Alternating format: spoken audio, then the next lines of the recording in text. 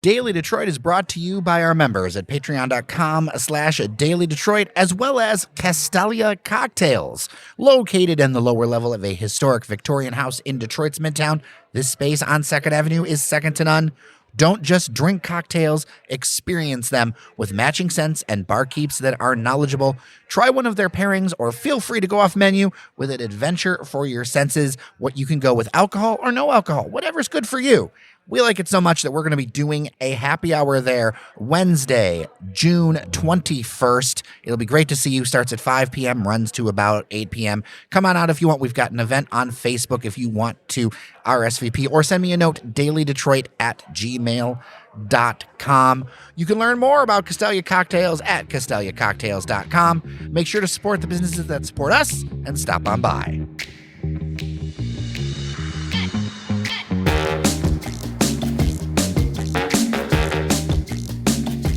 It's not news that the city of Detroit has one of the highest tax rates in Metro Detroit, Michigan, and the country.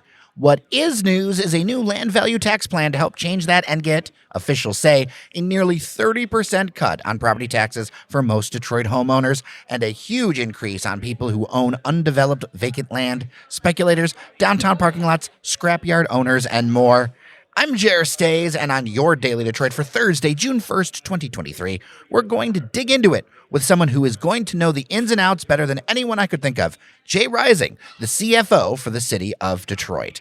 These high tax rates are something that discourages people and families from buying and building in the city and means that many companies just won't give Detroit a look for locating here. This plan would put Detroit, as far as property taxes, in the middle of the pack in Metro Detroit. It's not just about misdevelopment, but the current system costs the city money too. Currently, there are benefits to letting your property rot. The mayor calls it a lottery ticket. You pay almost nothing, but if your land ends up being in a place someone needs, there's big gains to be had. It's why so much land is locked up by out-of-town investors with no intention of doing anything with it. This land value tax plan would require a change in state law and a vote of residents of the city, but would give cities in Michigan the option to increase the tax on land and decrease it on buildings. There's support from both legislative leadership and a number of heavy hitters like the Metro Detroit Black Business Alliance and the Kresge Foundation. But it was clear from our listeners that there are so many questions after the proposal was unveiled on Wednesday by Detroit Mayor Mike Duggan. The details matter. So it being just a day out, let's unpack it the best we can here at the Mackinac Policy Conference with Detroit's Chief Financial Officer, Jay Rising, and roll that conversation from earlier today right now. Jay Rising, CFO, City of Detroit. Welcome to Daily Detroit. First timer. First time with this, yes. Yes. It's good to see you. There's been some news broken and just a lot of things to talk about in general financially with the City of Detroit because the finances of the city are crucial to everything else that happens, right? Like if that isn't taken care of, the other things can't happen. So let's talk about this land value tax a little bit. How did this proposal come to be from your perspective? And this is an idea that's been kicked around for years and years. I mean, as the mayor kind of pointed out yesterday, Coleman Young in his first campaign, when he was in the Michigan State Senate in the 70s, it started talking about the issues. And various people over the years have thought about it. It never really went anywhere because it's a really difficult construct under the way the Michigan Constitution was framed. It really took us the last year to kind of think about how can we rethink what often they call split tax in other states, and we call land value tax, just because ours is going to be a little bit different to fit our constitutional structure. So how will it differ from the split tax? Because I've done a couple of interviews on it. What is the key difference between this and a split tax? You know, at the end of the day, to the individual, there's no difference. But from the governmental institutions which are opposing it, we'll think about the split tax as cities like Pittsburgh and other cities which basically imposed a tax, which a different rate on land as a different rate on the improvements to the land. In Michigan, we can't do that. We can't have a single government impose different rates on different classes of property under a ad valorem tax system.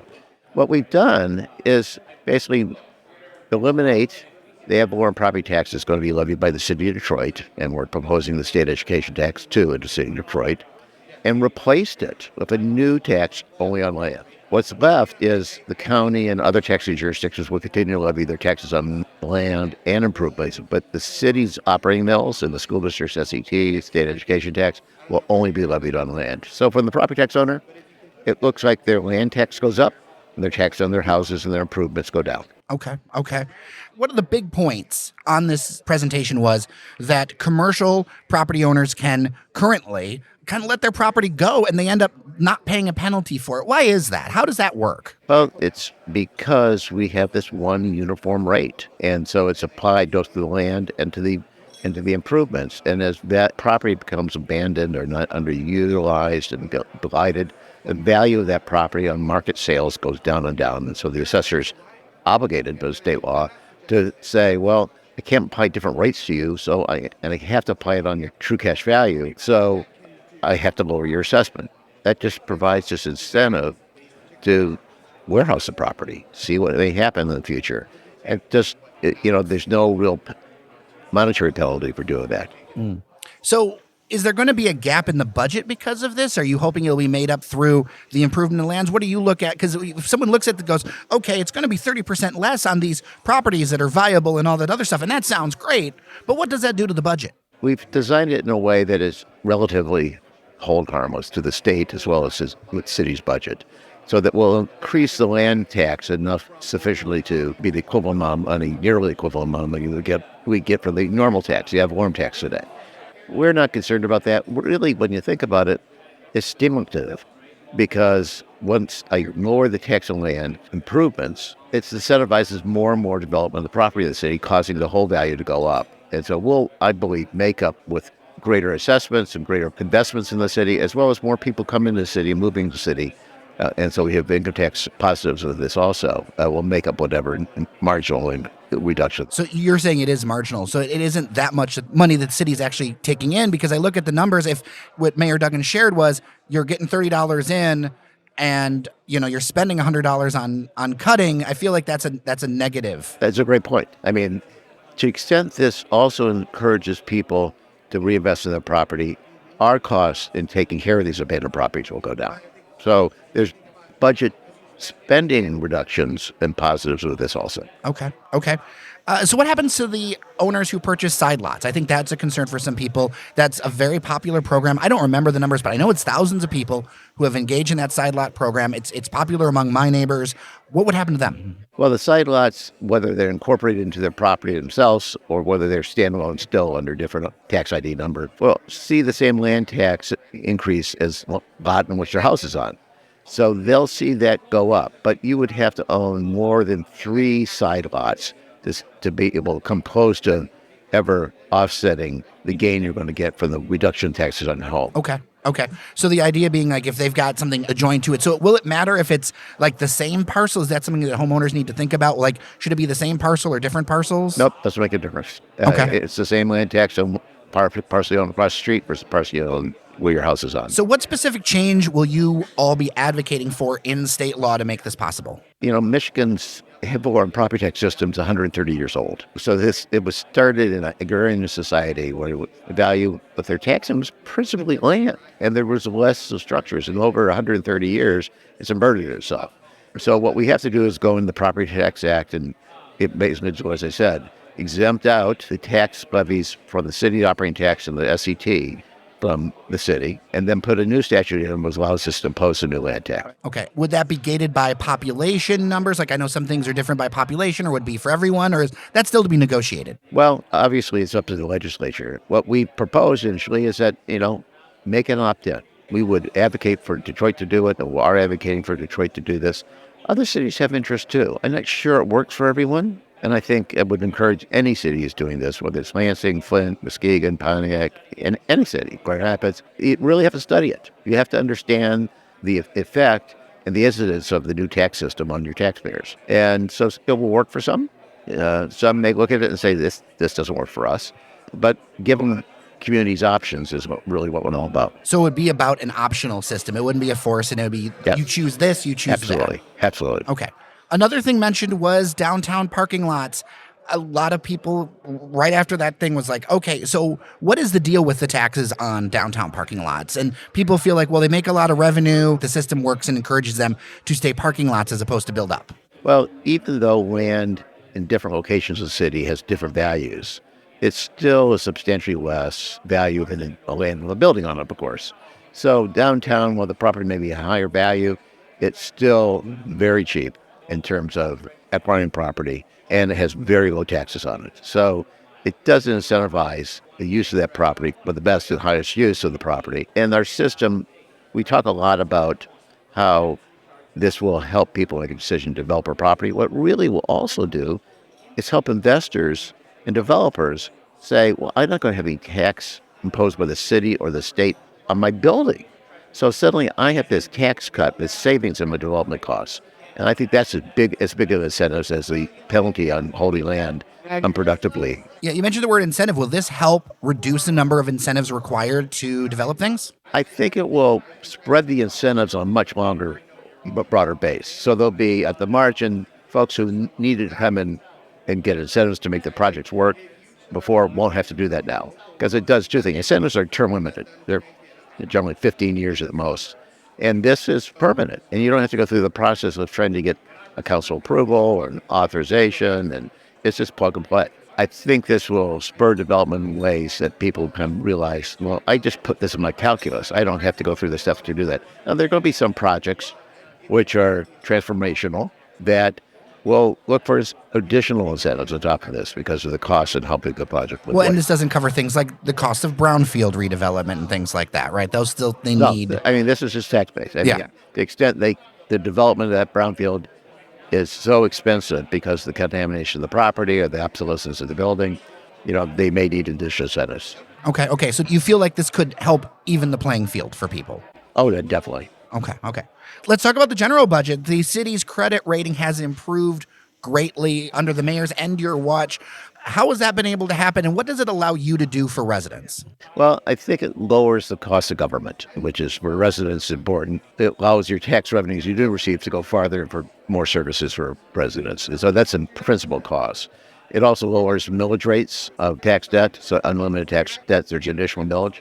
And we were able this year to lower that from 9 to 8 and hope to do from 8 to 7 next year. Oh, wow. Credit ratings help us do that when we issue new bonds. We have less taxes we have to pay because the interest rates are lower. So there's a direct benefit to taxpayers for lower credit ratings, both in the money available for services and the taxes they have to pay off their debt. But, it is something you can't take your focus off. It really is two things. We look at the economic condition of the city, which has been greatly improving, and the management of the city's finances and budget, which we've paid a lot of attention to it. From a numbers perspective, what has been the source of the greatly improving financial condition? Because things are better when you look at the balance sheet than they were years ago. Where does that money come from? I mean, it's on the revenue and expenditure side. We make sure we have strict controls on our expenditures, so we're not spending more than we had. And then on the revenue side, we've actually been able to diversify the revenue base of the city a little bit with the wagering taxes. That's helped. The property tax has been pretty flat. And the income tax and wage tax has made up the difference. So through the pandemic, while the income tax dropped because non-residents didn't drive down to the city to work, and we had a lot of remote working, wage tax actually started to pick up a little bit. So it's kind of what you want to see in a city with a good rating is some diversity in your revenue base. So it's not all or nothing on one revenue source. Now, the legacy pension cliff is something that has been talked about in the media a ton of times. How do you feel about it? How are we prepared? We're coming up on it. I can't believe it. I remember it. 10 years. Time flies. Well, yeah, it does. So my predecessor, Dave Mazeron, had the brilliant idea that just don't make it a cliff, make it a slope. And so he started years before I came to the job to create a reserve that would build up so that when the cliff would have otherwise come this year, that we put enough in the reserve to make this a nice gentle slope. So that increase over year of how much we were putting away every year in the reserve, now we're taking that reserve and supplementing what general fund dollars is. So my extra general fund I'm putting in now directed to the pension, it's just very marginal. It's $5 to $10 million, which is kind of the growth of the city's budget. We've successfully created a pension slope very similar to what other communities have experienced. And how long will those obligations be kind of on the books and prepared and all that? Is that something that's going to be with us for a while? Oh, sure. I mean, these are long-term obligations, between 20 and 30-year amortizations, depending on what we kind of decide with the court and the manager of the pension funds, that we have an amortization period of up to 30 years, which will amortize this debt. Jay Risen, thank you so much for your time on Daily Detroit. I appreciate you.